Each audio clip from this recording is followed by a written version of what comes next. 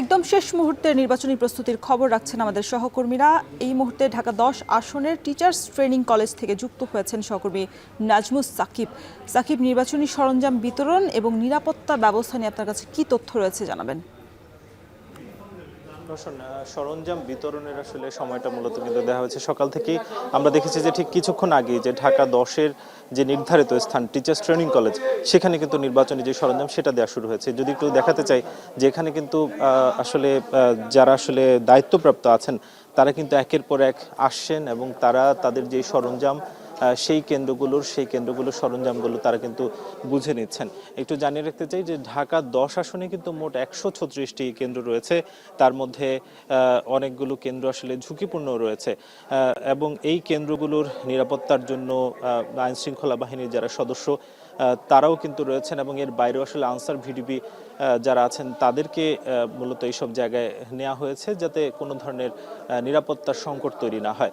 এবং যেহেতু আগামীকাল সকাল থেকে সকাল 7:30 নাগাদ ভোট গ্রহণ শুরু হবে, সেই ভোট গ্রহণের প্রস্তুতির অংশ হিসেবেই কিন্তু এই সরঞ্জামগুলো আজকের মধ্যে দেয়া শুরু হয়েছে। এবং আমরা দেখেছি যে বেশ কয়েকটি কেন্দ্রের যারা দায়িত্বপ্রাপ্ত কর্মকর্তা আছেন তারা কিন্তু ইতোমধ্যে এসছেন এবং তাদের জন্য যেই বরাদ্দকৃত যেই ব্যালট বক্স, ব্যালট পেপার সহ অন্যান্য যে সরঞ্জামগুলো রয়েছে নির্বাচনের জন্য, সেসব সরঞ্জাম কিন্তু তারা বুঝে পাচ্ছেন।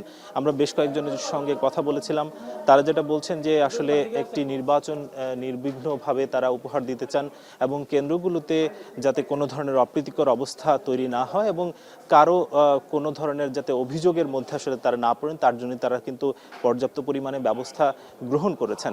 এবং আমরা এখানে কিন্তু যিনি প্রিজাইডিং অফিসার, সহকারী প্রিজাইডিং অফিসার, তাদের সঙ্গে আমাদের কথা হয়েছে।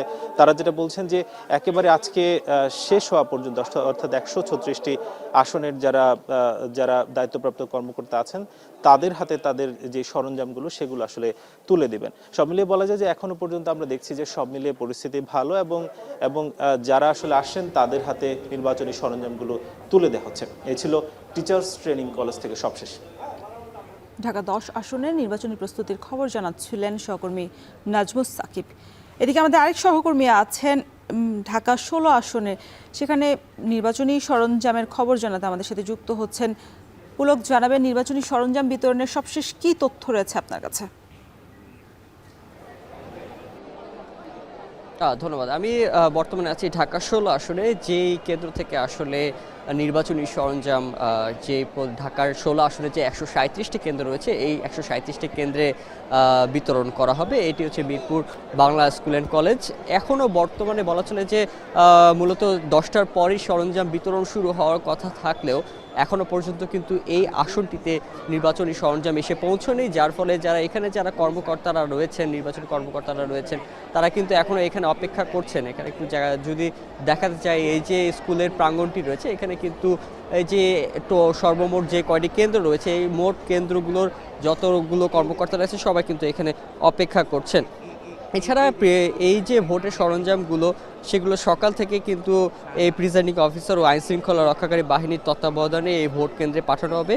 এবং এই যে সরঞ্জামগুলো রয়েছে সেগুলোর মধ্যে রয়েছে অমোচনীয় কালির কলম, মার্কিং সিল, স্ট্যাম্প প্যাড, গলা থেকে শুরু করে চার্জার লাইট এবং ক্যালকুলেটরের মতো অনেক সরঞ্জামই রয়েছে। এছাড়া এর পাশাপাশি সবচেয়ে মূল্যবান যে জিনিসগুলো রয়েছে সেটা হচ্ছে ব্যালট বক্স থেকে শুরু করে ব্যালট পেপার।